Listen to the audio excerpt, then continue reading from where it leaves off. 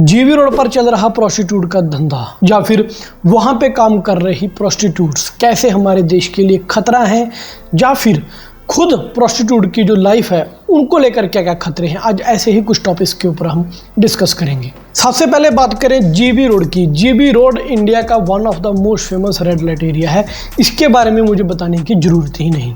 लेकिन मैं बात करूंगा वहां पे रहने वाली महिलाओं की, मैं बात करूंगा उन क्रिमिनल्स की जिनके चलते जो जीबी रोड्स के ऊपर जो क्राइम्स हो रहे हैं, और वो कैसे हमारे देश की इंटरनल सिक्योरिटी, आपको बता दूं इंटरनल सिक्योरिटी और ह्यूमन सिक्योरिटी में फ़र्क है थोड़ा सा।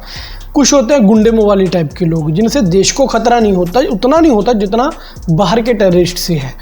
उन लोगों को जितना खतरा जीबी रोड में जो प्रोस्टिट्यूट का धंधा हो रहा है उससे इंडिया को हो रहा है। तो सबसे पहले मैं डिस्कस करना चाहूँगा आपके साथ जो वहाँ पे रह रही वेश्याएं हैं जीबी रोड के ऊपर, उनकी लाइफ कैसी है। आपने कभी अगर जीबी रोड का बात हो तो लोग हास्योहीनी में इस बात को आईगी कर देंगे, या कुछ लोग अपनी गलत सोच का वहाँ पे नज़रिया देंगे, कुछ लोग अपनी चंद पैसों के बदले अपनी हफ्स मिटाने के लिए वहाँ जाएंगे।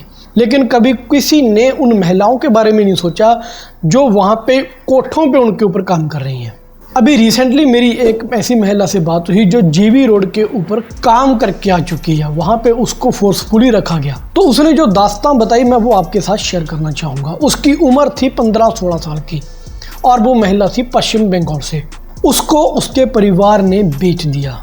बेचने के बाद वो दिल्ली आई। दिल्ली में उसको एक कोई राजू नाम का लड़का मिला जिसने उसको अपने प्यार के जाल में फंसाया। प्यार के जाल में फंसाने के बाद उस राजू ने उसको 2-3 दिन वहाँ दिल्ली के होटल में रखा। उसके बाद एक और लड़का आया जिसका नाम भी राजू था। उसने कहा कि मैं दूसरे राजू का दोस्त हूँ और मैं आपको जॉब दिलाने आया हूँ।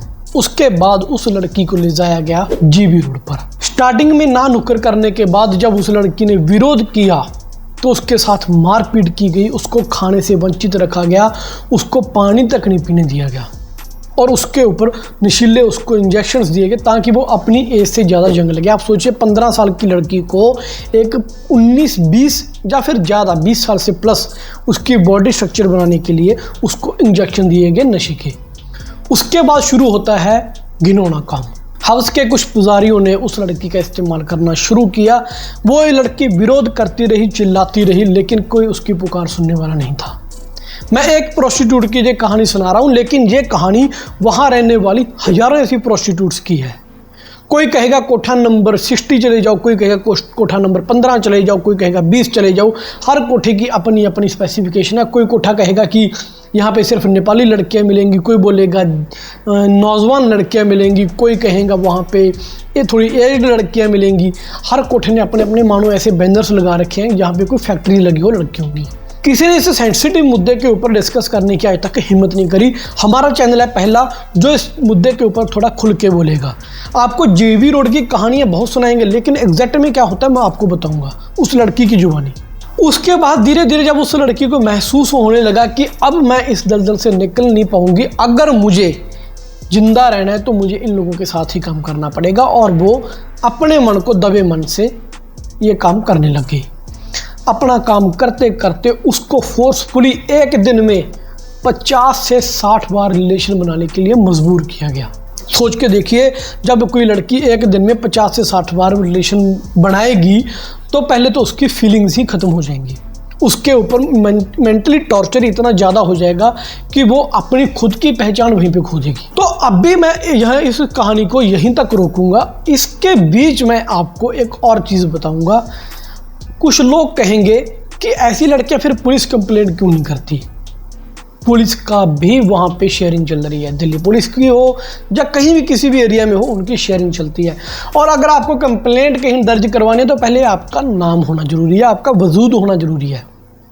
ऐसी लड़कियों के कोई आधार कार्ड नहीं होते, कोई राशन कार्ड नहीं होते। कानून की नज़रों में वो लड़कियाँ होती ही नहीं। कोई उनको बेच देगा लड़कियों को आगे 50,000 में, 60,000 में। अगर कोई मान लो लड़की भागना चाहे वहाँ से तो उसको या तो मार देंगे, फोर्सफुली दोबारा उठा लेंगे। अगर किसी लड़की की एज मानो कि 35 साल प्लस होगी, 35 ईयर्स प्लस हो गई, वो आम जो हफ्सी वहाँ पे आते हैं उनके लिए अट्रैक्शन का कारण ना रही, तो उसके साथ फिर वो होगा जो उसने सपने में भी नहीं सोचा होगा। कोठे में काम करने वाली वर्कर के साथ अब तक तो ये हैवानियत की सिर्फ शुरुआत होती है। जब उसकी एज पूरी हो गई, जब उनको लगा वहाँ पे जो दलाल बैठे हैं, जब कोठा मालिक के बैठे हैं कि अब ये लड़की हमारे काम की नहीं, फिर उस लड़की को बेचा जाएगा। बेचा किनको जाएगा?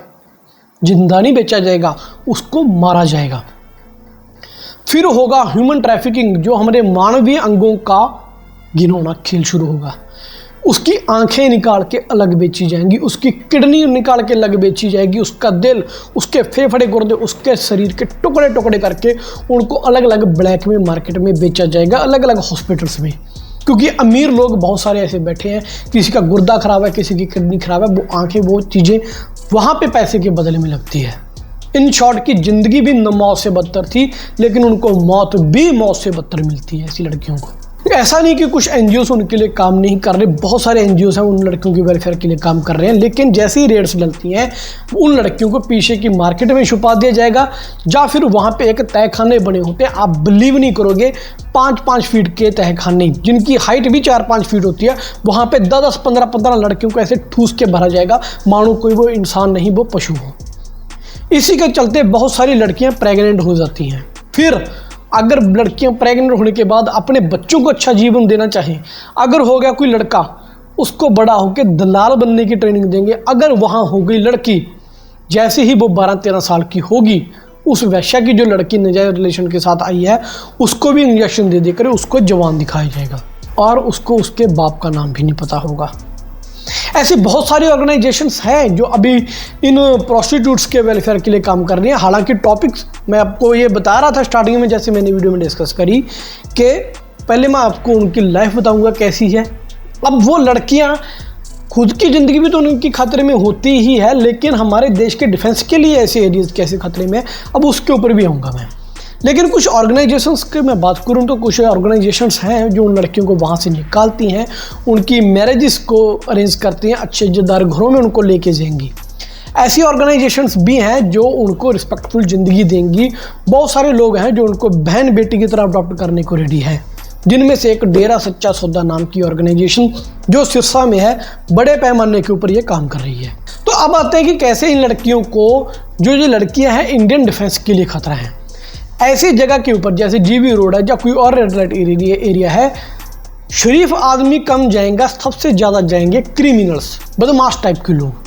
वहाँ पे क्या होती है उनकी सेटिंग, मान लो एक कोठे में बदमाश 2-3 इकट्ठे हो गए, तो उनका एक और ग्रुप बन गया। मैं एक बदमाश हूँ, मुझे दूसरा बदमाश मिल गया, मैं उसकी कला जानूंगा कि तू कैसा बदमाश है, वो मेरी कला जानेगा, हम मिलकर दोबारा क्राइम को अंजाम देंगे। ऐसे एरिया सबसे पहले तो रीज़न बनते हैं ह्यूमन ट्रैफिकिंग का। ह्यूमन ट्रैफिकिंग उसी का एक हिस्सा है जब लड़कियों को आगे किसी और जगह बेच दिया जाता है। अब बेचते ऐसे नहीं कि मान लो 50-60 हज़ार में उसको बेच दिया, नहीं। जैसे हम मंडी में कोई सौदेबाजी करते हैं, उनकी बोली लगेगी, मान लो दिल्ली से कोई खरीद के हरियाणा में ले आया, हरियाणा से मुंबई में ले गया, मुंबई से कोई सऊदी वाला ले गया। ऐसे अलग अलग लड़कियों की बॉडी स्ट्रक्चर के अनुसार बोली लगेगी। सबसे ज़्यादा इंडिया से जो लड़कियाँ जा रही हैं वो सऊदी और अपना यूएई, सऊदी अरेबिया, दुबई, इन एरियाज़ में, और ओमान खास करके, इन एरियाज़ में ह्यूमन ट्रैफिकिंग इंडियन लड़कियों की सबसे ज़्यादा हो रही है। उसके बाद जो क्रिमिनल्स लोग हैं वहाँ पे क्या होंगे, वहाँ पे हवाला का पैसा चलेगा, ब्लैक का पैसा चलेगा। वो लोग खुद सामने से आके हवाला का पैसा, मान लो मैंने आज किसी से डोनेशन ले लिया ब्लैक मनी 1 लाख रुपए, मैंने उसका टैक्स नहीं भरा, लेकिन वो मेरा 1 लाख रुपए आगे मैंने किसी टेररिस्ट ऑर्गेनाइजेशन को देना, तो मैं वहाँ पे प्रोस्टिट्यूट्स को इस्तेमाल करूँगा, क्योंकि उनकी कोई आइडेंटिटी नहीं है और वो मजबूर है। मैं उनको खरीदूंगा 50,000 में, 50,000 में खरीदने के बाद मैं उनको टास्क दूंगा, मर गई तो मर गई, अगर वो अपने काम में सक्सेसफुल होगी तो मैं उसको आगे भेज दूंगा अपना काम निकलवाने के बाद। हवाला का पैसा, टेरर फंडिंग्स इसके थ्रू होंगी। इंडिया की one of the most economy में जो हिस्सा है ये प्रोस्टिट्यूट का व्यापार कर रहा है। मैं ये कहते हुए जरा भी हिचकिचाऊंगा नहीं, इसमें ज़्यादातर हमारे पॉलिटिशियंस इन्वॉल्व है।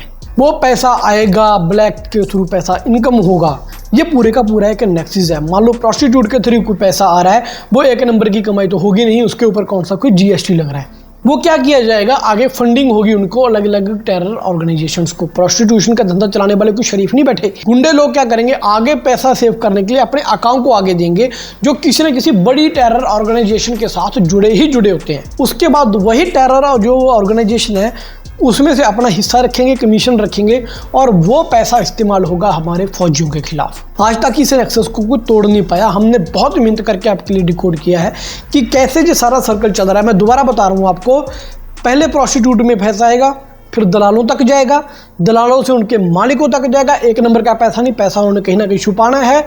वहाँ से जाएगा हायर, उनके जो ऊपर के मालिक हैं, जो कहीं ना कहीं बड़ी ऑर्गेनाइजेशन, बेशक वो टेरर ऑर्गेनाइजेशन है, जब वो किसी सो कॉल्ड ऑर्गेनाइजेशन है उनके साथ कनेक्टेड होते हैं। कनेक्ट होने के बाद वो फंडिंग करेंगे हमारे एंटी नेशनल्स को। अभी पंजाब में गैंगस्टर्स का मैंने एक मुद्दा जैसे आपको जिक्र किया था ना, कि कैसे गैंगस्टर्स जो मनी लॉन्ड्रिंग करते हैं, किसी से धमका के किसी को पैसे ले लिए, जो सारे काम करते हैं, ये भी इसी का हिस्सा। बिल्कुल सेम साइकिल प्रोस्टिट्यूट के धंधे में हो रहा है। आजकल आप देख रहे होंगे कि बायोकेमिकल या फिर बायोलॉजी के टाइप के जो वेपन्स हैं वो ज़्यादा इस्तेमाल में आ रहे हैं। फॉर एग्जांपल, मैं भारत देश का दुश्मन हूँ, तो मैंने हमारे देश के जो इंसानों में ये जहर डालना है, तो प्रोस्टिट्यूट मेरे लिए एक बड़ा आसान रास्ता हो सकती है। प्रोस्टिट्यूट को कोई लड़का लेके आएगा, उसको कोई इंजेक्शन दे दिया जाएगा, अगर कोई उसके साथ आगे रिलेशन बनाएगा वो उसी वायरस से इन्फेक्टेड होगा, वो आगे इन्फेक्टेड होगा, वो आगे इन्फेक्टेड होगा। HIV इसी तरीके से फैला है। अगर कोई एक HIV पॉजिटिव दूसरे नॉर्मल इंसान के साथ रिलेशन में आएगा, वो भी HIV पॉजिटिव हो जाएगा। तो ऐसे केमिकल्स उनके बॉडीज़ के ऊपर टेस्ट किए जाएंगे। आने वाले समय में ये चीज़ होगी कि उनके थ्रू भी इंडिया में लगा लो या फिर कहीं भी किसी भी देश की मैं इंटरनल सिक्योरिटी की बात करूँ, ये चीज़ें की जा सकती हैं कि आम पब्लिक को उनके थ्रू इफेक्टेड किया जाए किसी वायरस का। और सबसे बड़ी बात है, ऐसा वायरस ट्रेसेबल नहीं होगा। कोरोना तो हमने ट्रेस कर लिया था कि तेरे सिंक में भी कौन कौन लोग गए थे। प्रोस्टिट्यूट एक ऐसा मुद्दा है, खासकर कि अगर कोई कॉमन इंसान चला गया, वो पहले तो बताएगा नहीं कि मैं ऐसा कोई काम करता हूँ, और वो इन्फेक्ट होगा, आगे अपनी फैमिली में भी जाएगा। अब क्या पता कैसे कैसे इन्फेक्ट हो जाए। ये भी एक जरिया है हमारे देश के इंटरनल डिफेंस को थोड़ा सा थ्रेट, थोड़ा नहीं काफ़ी ये थ्रेट है। अब आते हैं वर्नेबिलिटी। अब आप देखोगे कि प्रोस्टिट्यूट्स हर जगह हैं, इनकी खुद की तो कोई इज्जत होती नहीं हमारे समाज में, क्योंकि ये तो मैं कहूँगा कि चलती फिरती लाशें हैं बेचारी। मेरी पूरी सिम्पथी है उन लड़कियों के साथ। लेकिन मान लो मेरे देश का कोई अच्छा ऑफिसर है, आर्मी ऑफिसर लगा लो, कोई भी लगा लो, पुलिस ऑफिसर लगा लो, मैं ये नहीं कहता कि हमारे देश का ऑफिसर करप्ट है या कुछ और है, मैं सिर्फ एक एग्जांपल दे रहा हूँ। अगर मैंने उसको हनी ट्रैप में फंसा लिया, हनी ट्रैप क्या है कि कोई अच्छी लड़की अच्छी सी आवाज़ में उसके साथ बात करेगी, उसके साथ फ्रेंडशिप करेगी, उसके बाद वो रिलेशंस बनाएंगे। लेकिन जब वो रिलेशंस बनाएंगे, वो लड़की उसकी वीडियो रिकॉर्ड कर लेगी। उसके बाद होगा ब्लैकमेलिंग का धंधा कि देख मैंने तेरी वीडियो बना ली, मैं तेरी फैमिली को शेयर कर दूंगी या मैं तेरे ऑफिस में शेयर कर दूंगी। आपने एक रिसेंटली केस देखा होगा, DRDO के हमारे और एक इसरो के साइंटिस्ट पकड़े गए हैं। वो साइंटिस्ट जिन्होंने ब्रह्मोस मिसाइल का प्रोजेक्टर तैयार किया, वो साइंटिस्ट पकड़े गए, वो हनी ट्रैप में ही पकड़े गए। हालांकि वो लड़की थी, पाकिस्तानी ISI एजेंट थी, लेकिन प्रोस्टिट्यूट का भी इस मसले में इस्तेमाल हो रहा है। क्या करेंगे, वो हनी ट्रैप में फंसाएंगे, उसकी वीडियो बनेगी, फिर ऑफिसर को ब्लैकमेल किया जाएगा अपनी साख बचाने के लिए, या अपनी नौकरी बचाने के लिए, या अपना परिवार बचाने के लिए। वो ऑफिसर वो हर काम करेगा जो वो लोग कहेंगे, बेशक वो हमारे देश के लिए कितना ही बड़ा खतरनाक काम हो, या फिर वो अपनी जान देगा। आपने देखा होगा कि आतंकवादियों को मारते समय हमारी मिलिट्री अलग अलग ऑपरेशंस करती हैं। अगर ऐसा ही कोई हनी ट्रैप में पकड़ा फंसा हुआ एक हमें कोई ऑफिसर मिल गया, तो वो पल पल की रिपोर्ट देगा उस प्रोस्टिट्यूट को, जो कि इनडायरेक्टली टेरर के साथ कनेक्ट होगी। उस प्रोस्टिट्यूट करने वाली लड़कियों को भी नहीं पता होगा, उस वर्कर को, कि वो टेरर लोगों के साथ जुड़ी है, आतंकवादियों के साथ जुड़ी हुई है। वो अपने जिसको वो हनी ट्रैप में फंसाएगी उससे इन्फॉर्मेशन लेगी, वो आगे शेयर करती जाएगी। और रिसाइकिल चक्कर कहाँ घूमेगा, वो अगेन वो इन्फॉर्मेशन टेररिस्ट के पास जाएगी कि इंडियन आर्मी की ये लोकेशन है, इतने फौजी हैं, यहाँ पर टैग करके इंडियन आर्मी को नुकसान पहुँचाया जा सकेगा। इस तरीके से भी इन लोगों का इस्तेमाल हो रहा है। तो लास्ट में मैं तो यही आपसे अपील करूंगा कि अब ज़रूरत है इन लड़कियों के वेलफेयर के लिए कार्य करने की। बहुत सारी हमारी सरकार ने भी इनके लिए स्कीम्स चलाई हैं, इनको एजुकेशन का काम किया, लेकिन भाई साहब अकेले दिल्ली के GB रोड में 15,000 से ज़्यादा लड़कियाँ हैं जो इस काम में फंसी हुई हैं। 15,000 ऑन दी रिकॉर्ड, कोई कुछ बोले, 15,000 लड़कियां हैं। आप कोठों की हालत जाके देखें। मैं एक बार दिल्ली रेलवे स्टेशन गया था, मुझे जाते जाते ही पता नहीं कैसे कैसे लोग मिलने लगे थे। तो मैं उन ऑर्गेनाइजेशंस का नाम भी बता देता हूं, जैसे डेरा सच्चा सौदा होगी, एक बहन मीरा होगी, और 2-3 ऑर्गेनाइजेशंस और हैं जो इन लोगों की वेलफेयर के लिए कार्य कर रहे हैं। तो मैं सल्यूट करूंगा ऐसे ऑर्गेनाइजेशंस को। मैं आम समाज के लोगों को भी कहना चाहूँगा कि अब ज़रूरत है इन बहनों का साथ देने की, इनको उस गंदगी से बाहर निकालने की। जो लोग इनसे धक्के से काम करवाएंगे तो उनको थोड़ा सा पकड़ के मारना पड़ेगा, क्योंकि अब ये मुद्दा हमारे डिफेंस की सिक्योरिटी के लिए भी खतरनाक हो गया है। तो आई होप कि आपको इस वीडियो में बहुत सारी इन्फॉर्मेशन वो मिली होगी जो आज तक किसी चैनल ने डिकोड नहीं करी, जब बताई नहीं। वीडियो अच्छी लगी होगी यहाँ तक आए ऑब्वियसली। तो आगे कैसी वीडियो के ऊपर आप, कैसे टॉपिक के ऊपर आप वीडियो चाहते हो तो कमेंट सेक्शन में बता दीजिएगा। आगे मिलेंगे ऐसी और भी वीडियोज़ के साथ, तब तक के लिए मुझे दीजिए इजाज़त। और हाँ, please don't forget to like share subscribe our channel. जय हिंद।